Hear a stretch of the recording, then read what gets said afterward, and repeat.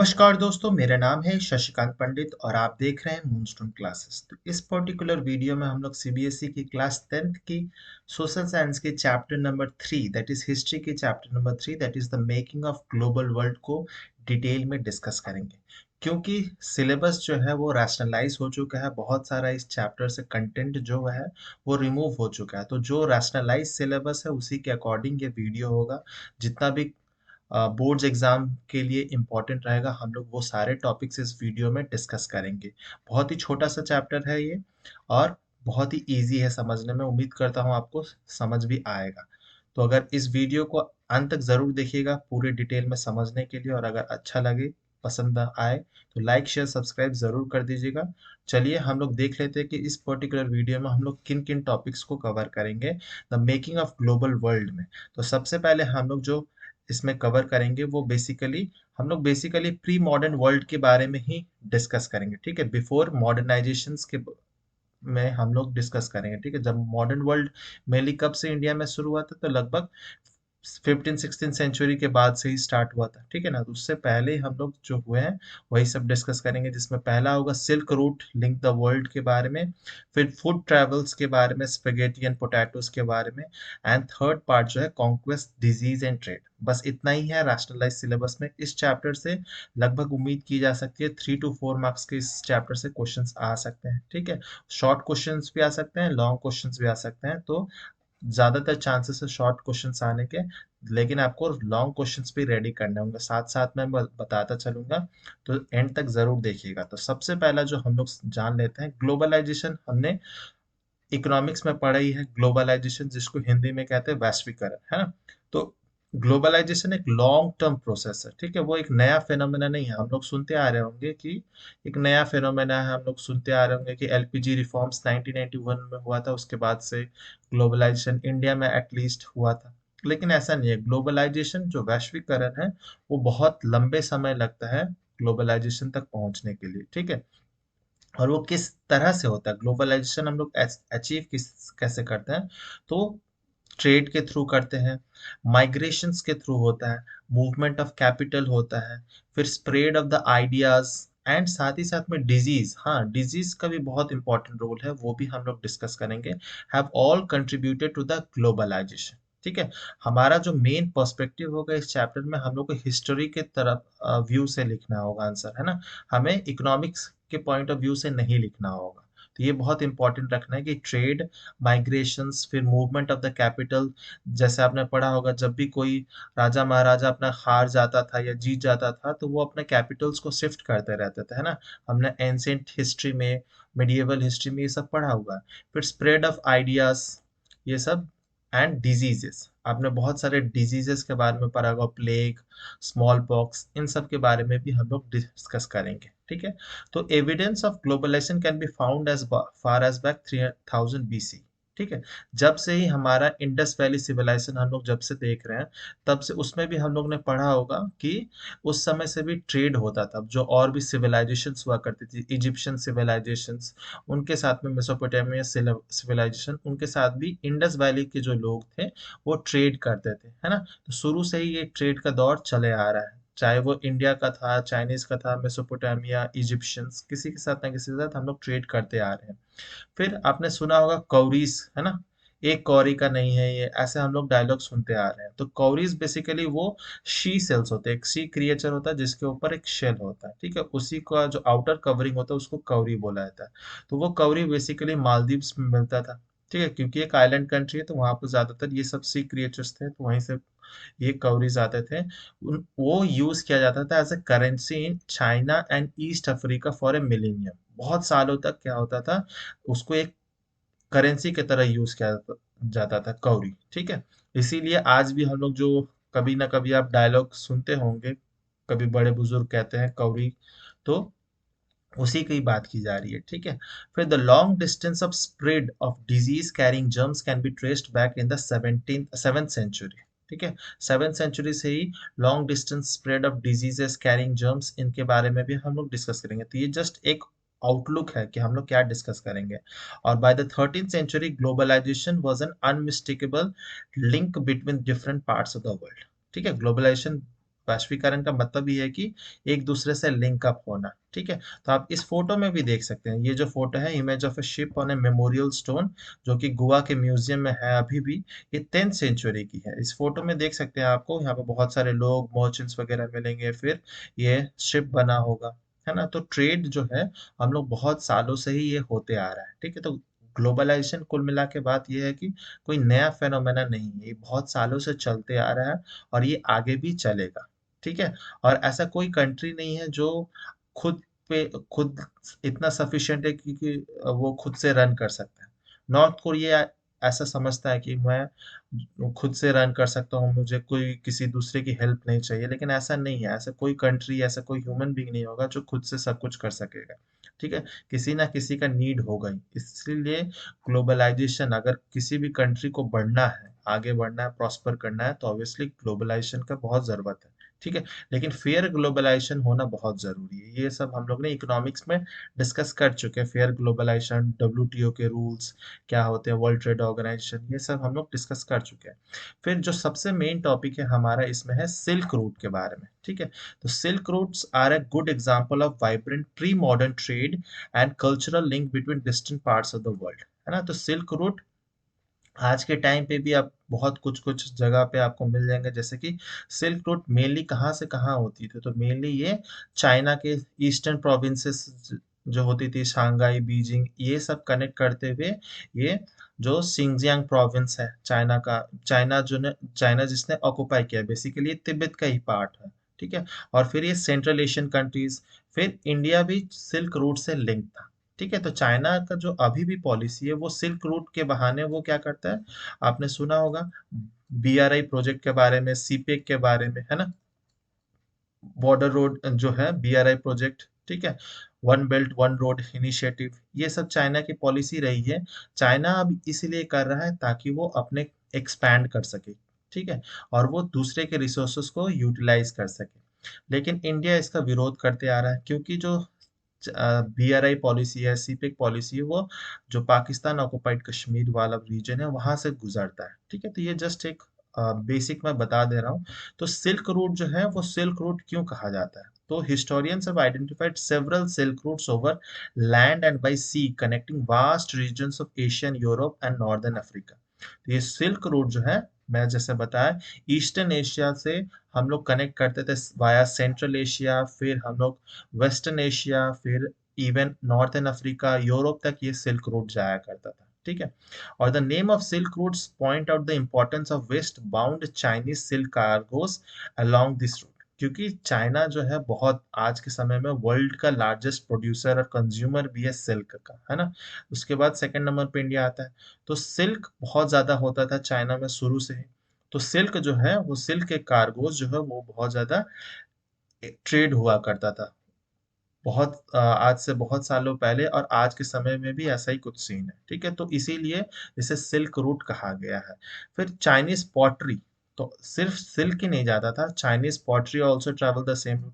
जो जो जिस कंट्री में फेमस हुआ करता था, या जो एक्सपर्टाइज थी, जो भी कंट्री, जिस भी टेक्नोलॉजी में, वो उसमें ट्रेड करता था। तो चाइनीज पॉटरी आपने सुना होगा, चीनी मिट्टी के जो बर्तन होते हैं, ठीक है। As did textile and spices from India and South East Asia, ठीक है। और इंडिया से और साउथ ईस्ट एशिया से mainly spices and textile export होता था। और बदले में इंडिया या फिर जो इंडियन सब कॉन्टिनेंट, चाइना को क्या मिलता था, तो इन रिटर्न उनको प्रीशियस मेटल्स मिलता था, जैसे कि gold and silver from Europe to the Asia, ठीक है। तो यूरोप देता था। लेकिन जो हम लोग पढ़ लेंगे, कि हम लोग समझेंगे कि यूरोप जो है, उसके पास खुद का कुछ गोल्ड मेटल, सिल्वर, ऐसा कुछ नहीं होता था, वो दूसरे कंटिनेंट से लाता था और वो खरीदता था, और बेसिकली और एशिया को दे देता था। बदले में उनको स्पाइसेस, टेक्सटाइल्स, पॉटरी, फिर सिल्क, ये सब मिल जाता था, ठीक है। साथ ही साथ में early Christian missionaries and Muslim preachers travel this route to Asia, है ना। आपने बहुत सारे क्रिश्चियन मिशनरीज के बारे में सुना होगा, बहुत सारे स्कॉलर्स आए हुए हैं, चाहे वो एंशियंट इंडिया था, एंशियंट इंडिया में हम लोग ने हुएन सांग, फाहिन, इनके बारे में पढ़ा है। फिर अगर मुस्लिम जो मिडिएवल टाइम में देखेंगे, तो आपने सुना होगा इब्न बटूटा, है ना। तो ये सब क्या थे, ये लोग मुस्लिम प्रीचर्स थे। फिर क्रिश्चियन मिशनरीज में भी बहुत सारे आए हैं, जो बेसिकली अपने रिलीजियस को एक्सपैंड कराना चाहते थे। ठीक है, तो ये भी इसी समय से हुआ है। Much before all this, Buddhism from the eastern India spread to several directions through the intersecting point of the Silk Road. और सिल्क रूट का इतना ज़्यादा सिग्निफिकेंस है कि इंडिया में बेसिकली बुद्धिज़्म ओरिजिनेट हुआ ना। और ये कहाँ तक, सारे लगभग ईस्टर्न एशिया के, चाइना से लेकर Japan, south Korea, north Korea, south east Asian countries, अब भूटान, फिर आपका श्रीलंका, इन सारे ही रीजन्स में बुद्धिज्म आज भी बहुत ज़्यादा, मतलब वहाँ का रिलीजन बन चुका है, स्टेट रिलीजन बन चुका है। तो ये भी पॉसिबल कैसे हुआ, तो ऑब्वियसली सिल्क रूट के कारण। तो सिल्क रूट का इतना ज़्यादा सिग्निफिकेंस है। सिर्फ सिल्क ही नहीं, बहुत सारे पॉटरी, बहुत सारे टेक्सटाइल, स्पाइसेस, गोल्ड, फिर क्रिश्चियन मिशनरीज, मुस्लिम प्रीचर्स भी ट्रैवल करते थे। बुद्धिज्म का स्प्रेड भी इसी के थ्रू हुआ है। ठीक है, तो ये इसीलिए सिल्क रूट का बहुत ज़्यादा सिग्निफिकेंस है। अब दूसरा जो टॉपिक है हमारा है वो फूड ट्रैवल्स है। ठीक है, तो फूड ट्रैवल्स स्पेशली हम लोग स्पेगेटी और पोटैटोस के एग्जांपल लेके करेंगे कि traders and travellers introduced new crops to the land they travels. ऐसा होता है जब भी हम कहीं पे भी जाते हैं, तो हमारा जो खाना होता है, हमारा जो लोकल क्यूजीन होता है, हम लोग उस देश, उस स्टेट, उस जगह पे ले जाते हैं, ट्रैवल करते हैं। आज इंडिया में देखेंगे तो ऐसा सब डिश जो है आपको अपने शहर में लगभग मिल ही जाएगा, है ना। अगर आप साउथ इंडिया में रहते हैं तो नॉर्थ इंडिया के डिश मिल जाएंगे, ईस्ट इंडिया, वेस्ट इंडिया, सबका मिल जाएगा। आप नॉर्थ इंडिया में रहते हैं तो वाइस वर्सा आपको सब तरह का डिश मिल जाएगा। तो ये कैसे होता है, तो जो ट्रेडर्स ट्रैवलर्स होते हैं, जो मर्चेंट्स होते हैं, जब भी वो जाते हैं अपने साथ वो अपना खाना ले जाते हैं। तो वहां से वो शेयर होती है, शेयरिंग से फिर वो धीरे धीरे डेवलप होने लगती है। ठीक है, even ready foodstuff in distant part of the world might share common origins like spaghetti and noodles, है ना। इसका spaghetti and noodles का जो origin है वो, उसको कहा नहीं जा सकता कि कौन से कंट्री ने का ओरिजिन है ना।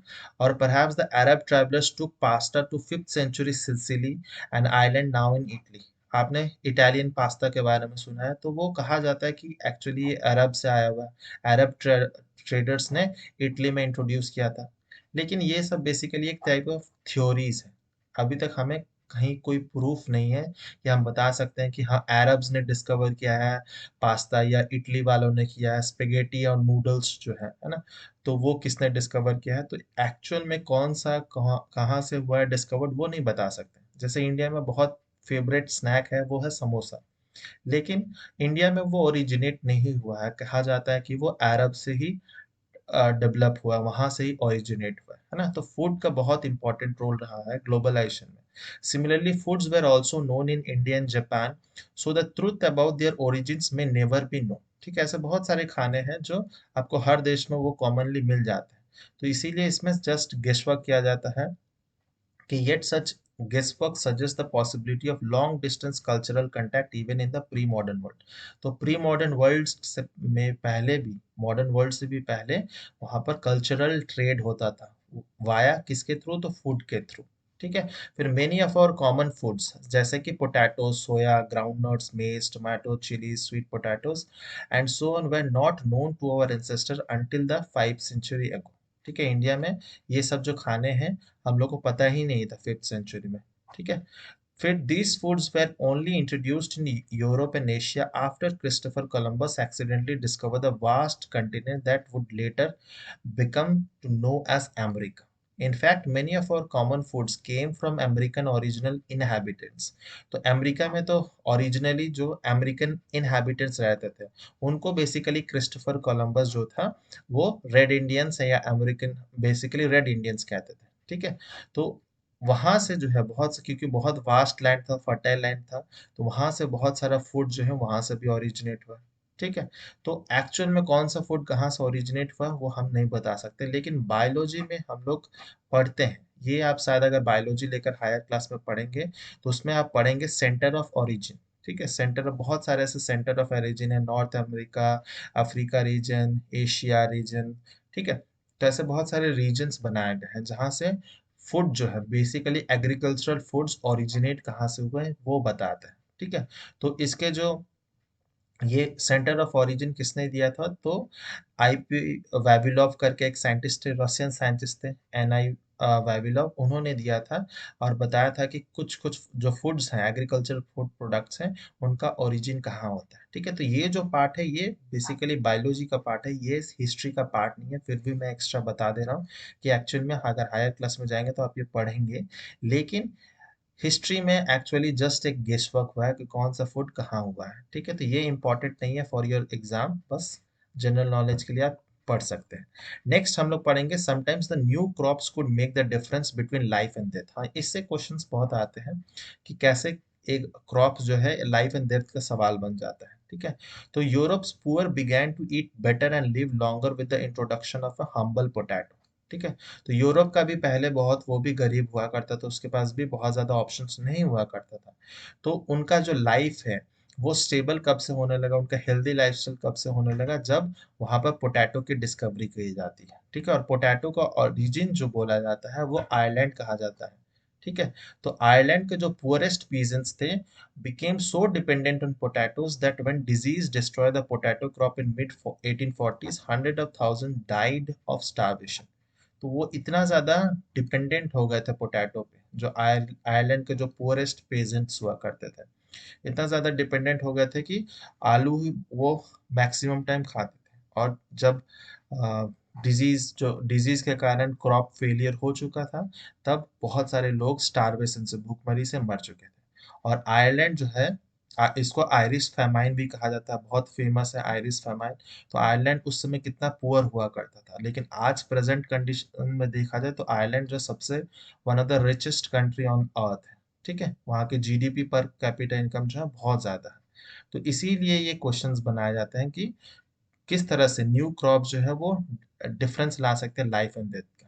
ठीक है, तो पोटैटो जो है बहुत ज़्यादा सिग्निफिकेंस है। और आज भी अगर इंडिया के कंटेक्स्ट में भी देखा जाए तो बंगाल फेमाइन भी कुछ हद तक इसी कारण से आया था, जब चावल और आलू जैसे अनाज की भारी किल्लत हो गई थी, स्पेशली बंगाल वाले प्रोविंस में, है ना। उससे बहुत लाखों लाख लोग मरे थे ब्रिटिश के टाइम पे, है ना, बंगाल फेमाइन जिसे कहा जाता है।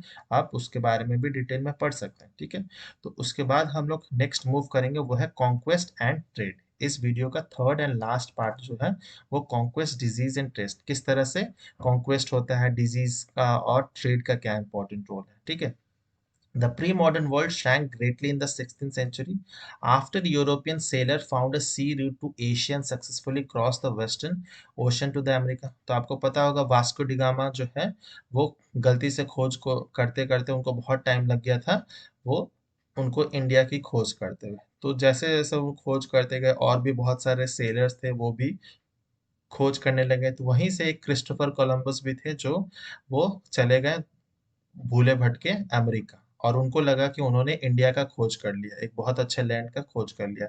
इसीलिए उनका जो ओरिजिनल इनहैबिटेंट है अमेरिका का, उनको रेड इंडियंस कहा जाता है। ठीक है, वो इंडियंस थे लेकिन बहुत ज्यादा वो रेडिश थे, है ना।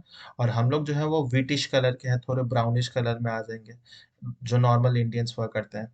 तो इसीलिए क्रिस्टोफर कोलंबस ने गलती से अमेरिका का खोज कर दिया था, उनको लगा वो इंडिया है, फिर बाद में उनको पता चलता है कि इंडिया नहीं है। तो फॉर सेंचुरीज बिफोर, उससे पहले क्या होता था, the Indian Ocean had known for bustling trade with goods, people, knowledge, customs and crisscrossing इट्स its. Water pre modern period में इंडियन ओशन का सिग्निफिकेंस बहुत ज्यादा हुआ करता था, क्योंकि बहुत ज्यादा, सबसे ज्यादा ट्रेड जो है वो इधर ही होता था। क्यों? क्योंकि चाइनीज रिवॉल्यूशन, चाइनीज सिविलाइजेशन है, इंडियन सिविलाइजेशन था, मेसोपोटामिया था, इजिप्ट, इजिप्शियन सिविलाइजेशन, ये सारे सिविलाइजेशन कुछ जो थे वो साथ ही साथ में थे, है ना। तो यहाँ पर जो था इंडियन ओशन में मैक्सिमम ट्रेड हुआ करता था, गुड्स का, पीपल का, नॉलेज का, कस्टम्स का। ठीक है, और the Indian subcontinent was a central to this flow. और इंडियन सब कॉन्टिनेंट जो है आज का present day India, Pakistan, Bangladesh, Sri Lanka, ये सब रीजन जो है वो सेंट्रल पॉइंट हुआ करता था इंडियन ओशन में। ठीक है, और इंडिया का सबसे ज्यादा कंट्रोल हुआ करता था। लेकिन जब से entry of the European help expand और redirect some of this flows through the Europe, और जब से यूरोपियंस आना शुरू किए, जैसे आप लोग को पता होगा 1498 के आसपास वास्को डी गामा, उससे पहले भी बहुत सारे यूरोपियंस आ चुके थे इंडिया में ट्रेड करने के लिए, ठीक है। तो यूरोपियंस आने के बाद में क्या हुआ, जो इंडियन ओशंस का जो सिग्निफिकेंस था वो धीरे धीरे शिफ्ट होने लगा, कहाँ, अटलांटिक ओशन और पैसिफिक ओशन में। धीरे धीरे हम लोग देखेंगे कि पैसिफिक ओशन में भी शिफ्ट होने लगा। तो इंडियन ओशन सबसे ज्यादा ट्रेड हुआ करता था प्री मॉडर्न टाइम्स में, लेकिन धीरे धीरे वो शिफ्ट जो है यूरोपियंस के बाद में अटलांटिक ओशन की तरफ हो गया। और अटलांटिक ओशन बहुत समय तक क्या था, वो बिजिएस्ट ट्रेड रूट हुआ करता था। चाहे वो मॉडर्न एज में भी देख लें तो यूरोपियंस और जो अमेरिकन थे उनके बीच में सबसे ज्यादा ट्रेड जो होता है वो अटलांटिक ओशन के थ्रू ही होता था, ठीक है। फिर after the discovery of America, its vast land and abundant crops and mineral began to transform trade and lives everywhere. जो मैं कह रहा था, वो ट्रेड जो है अटलांटिक ओशन में होने लगा और पैसिफिक ओशन का सिग्निफिकेंस बढ़ गया था। Precious metal, particularly silver from the mines in present-day Peru and Mexico, also enhanced Europe wealth and financed trade with Asia. जैसे मैंने बताया कि यूरोप क्या करता था, यूरोप बेसिकली इन सब कंट्री से, पेरू, मेक्सिको, इन सब कंट्री से, अर्जेंटीना से, ये लोग माइन करते थे सिल्वर, गोल्ड, ये सब, क्योंकि यहाँ पे बहुत सारे रिसोर्सेस था, ठीक है। तो और अमेरिका का मतलब आप नॉर्थ अमेरिका मत समझिए, पूरा सेंट्रल अमेरिका और साउथ अमेरिका भी इसी में इंक्लूडेड है, ठीक है। तो यहाँ से वो माइन करते थे और सारा वो एशिया को साथ ट्रेड करते थे। फिर बहुत सारे एक्सपेडिशंस वो लोग ने सर्च किया ताकि वो एल डाडाडो जो है, एल डोराडो जो है, the fabled city of gold का भी वो लोग सर्च कर रहे थे कि एल डोराडो एक सिटी था सेंट्रल अमेरिका में जो वो लोग खोज कर रहे थे, लेकिन ऐसा मिला नहीं। फिर the Portuguese and the Spanish conquest and colonization of America was decisively underway between the mid 16th century, है ना। तो क्योंकि यूरोप में दो बहुत इंपॉर्टेंट पावरफुल किंगडम्स या कंट्रीज डेवलप हो चुके थे, एक थे पोर्चुगीज एंड स्पेनिश, और इन दोनों में ट्रीटी साइन हुई थी जिसमें जो जीएमटी के साइड में, ये जीएमटी है, तो जीएमटी के जो वेस्ट साइड वाले कंट्रीज हैं, जो America, north America, south America, वहां पर स्पेनिश का कंट्रोल रहेगा, और जो ईस्टवर्ड साइड है यहाँ पर पोर्चुगीज का कंट्रोल रहेगा, ठीक है। तो इसी तरह से उन लोग ने अपने बीच में कंट्री बांट लिया कि पोर्चुगीज जो है वो ईस्टवर्ड जाएंगे और जो स्पेनिश है वो ईस्ट वेस्टवर्ड जाएंगे। इसीलिए आज के टाइम पे अगर साउथ अमेरिका में देखेंगे तो सबसे ज्यादा बोलने वाली भाषा स्पेनिश है, और इंडिया में गोवा साइड में जाएंगे तो पोर्चुगीज का इन्फ्लुएंस ज्यादा मिल जाएगा। बहुत सारे पोर्चुगीज डच इंडिया साइड में आए थे, ठीक है। तो Europeans conquest was not just a result of superior fire power. तो यूरोप किस लिए कन्क्वेस्ट करते थे, ऑब्वियसली सबको लगता था उनके पास फायर पावर बहुत अच्छे हैं, कन्वेंशनल जो मिलिट्री वेपन्स है उनके पास बहुत अच्छे हैं, लेकिन उसी के कारण वो कन्क्वेस्ट नहीं कर पाते थे। उससे बहुत एक बड़ा कारण था, वो है they used germs like small pox. Small pox एक महामारी थी उस समय में, जिस तरह से 2020 2021 में हमारा कोविड 19 था, उसी तरह से स्मॉल पॉक्स का कोई वैक्सीन वैक्सीन नहीं था। तो और ये कम्युनिकेबल डिजीज था, तो ये स्प्रेड होता था deep into the continent before the Europeans could reach there. तो ये बीमारी पहले पहुंच जाती थी अमेरिका में, और ये जो लोग हैं वो बाद में पहुंचते थे, ठीक है। तो अमेरिका के जो ओरिजिनल इनहैबिटेंट थे, रेड इंडियंस, उनके पास कोई इम्यूनिटी नहीं थी। क्यों? क्योंकि वो बहुत ज्यादा आइसोलेटेड थे, बहुत ज्यादा दूर दूर उनका था, क्योंकि वो अटलांटिक ओशन और पैसिफिक ओशन के बीच में थे। तो बहुत ज्यादा उनको आइसोलेशन था, जोग्राफिकल आइसोलेशन, इसीलिए उनके पास ये इम्यूनिटी नहीं थी। और इन इम्यूनिटी ना होने के कारण ये जो डिजीज था, इसके कारण जो ओरिजिनल रेड इंडियंस थे, अमेरिका के इनहैबिटेंट्स जो ट्राइबल्स थे, वो वहां से एलिमिनेट ही हो गए। फिर धीरे धीरे इसी को बेसिकली क्या कहा जाता है, this disease erase the whole community leading to the conquest, and this biological warfare in the mid 16th century made it easy for the Spanish to overpower the American, ठीक है। और ये बहुत आसान हो गया और अमेरिकन के लिए बहुत ज्यादा अच्छा होने लगा, ठीक है। और Europeans flee to America in the 19th century, और धीरे धीरे यूरोपियन जो थे वो अमेरिका फ्ली करने लगे 19th सेंचुरी के आसपास, ये ज्यादा होने लग गया। सबसे बड़ा कारण था कि पॉवर्टी एंड हंगर जो था यूरोप में फैल चुका था, ठीक है। सिटीज जो थे वो क्राउडेड होने लगे थे, और डेडली डिजीज, स्मॉल पॉक्स जैसे बहुत ज्यादा, प्लेग जैसी बीमारी ऐसे बहुत ज्यादा होने लगे थे।